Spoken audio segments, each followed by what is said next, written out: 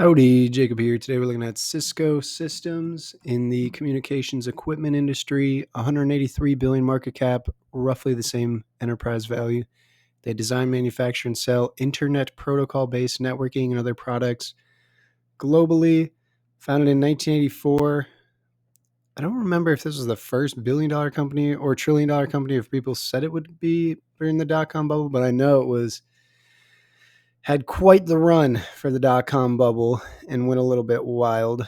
And we do see that revenue is up a little bit, 47.1 billion to 57 billion. So maybe that's 2 to 4% a year on the revenue side.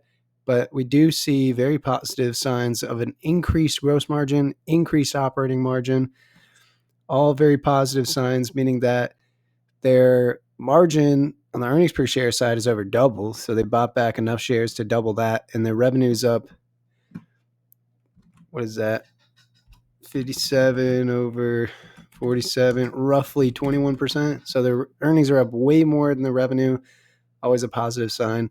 Return on invested capital, fantastic. But again, just remember when you buy back shares, you do inflate your return on invested capital number because you're dividing by a smaller number. And so when you deflate the denominator, that's going to inflate your return on invested capital figure. But even return on assets of 11 to 12%, very well done. Very substantial. So their income statement shows that they do still spend a little bit of money on research and development. It is over 10% of their revenue. So they're spending a hefty amount on R&D, which again is taking money away from today to hopefully get more money in the future, whether that be through making the company more efficient or, investing in things that could really give you some growth. Their balance sheet shows $26 billion in cash-like products with $1.7 billion in short-term, $6.6 billion in the long-term. I'm a little bit confused how their enterprise value, I think this enterprise value is wrong to me because I see 26 billion cash-like products with less than 10 billion in short-term and long-term debt. Okay, but anyways, very safe balance sheet, not worried about that interest-bearing debt hitting them and causing ruckus. And their production of free cash flow is absolutely outstanding, with actually an increase in cash from operations and a decrease in capital expenditures, meaning that they are producing a hefty amount more of free cash flow.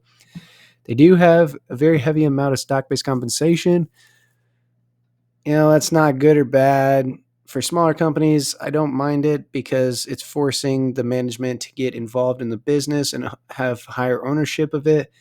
But even at this stage, I think that's fine, incentivizing the management to do well. The only thing is usually they get incentivized based on the stock price and not business performance, which I think is the most ludicrous thing ever. But either way, their use of cash is $6.3 billion on a dividend that pays out 3.5% yield. They can definitely afford it. It's less than 50% of their 5-year average free cash flow. Would I want them to right now? Maybe. We'll see what the price is. But when prices get extraordinarily cheap, that is when I'd want this company to buy back as many shares as freaking possible. And that's going to be the best return for the money invested. But they're also reinvesting and making acquisitions. So they also are using a little bit of their capital allocation to grow the business and possibly get these historical high rates of return at 20 to 24%. I think I'm ready to start making some assumptions here. I don't think the revenue growth is going to be quite as sexy.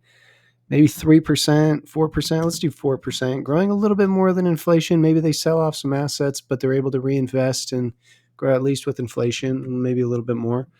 Margins, I do like that free cash flow is consistently higher. So maybe I'll do a range 25 to 28. Honestly, that seems kind of low. Let's do 26 to 30.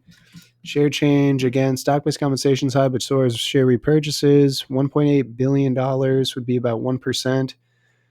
4.8 billion dollars for 1%. Seems pretty reasonable to me. Terminal PE, again, high return on invested capital. I think they have some sort of dominance in this field. Do they have the growth as much as market? I don't think so. But their ability to turn dollars into cash and make the company more efficient, I think is what's going to give them a slight premium for me. So I think a 16 is reasonable. And I don't want to raise that dividend because they're paying enough of it.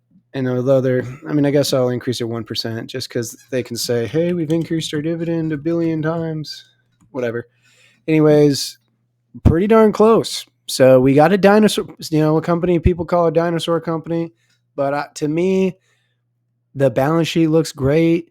You do not have to have sexy growth to get a nice rate of return. And right now, I think their capital allocation is pretty decent outside of the dividend. I think, again, if it were to fall 50%, I would hope that they would buy back as many shares as possible by getting rid of that dividend. But will they do that? Probably not. But anyways, I honestly think it's not a terrible price at this point. I'll probably won't be too much longer till I do some more research on it. Hope you enjoy the video and have a great rest of your day. Thanks.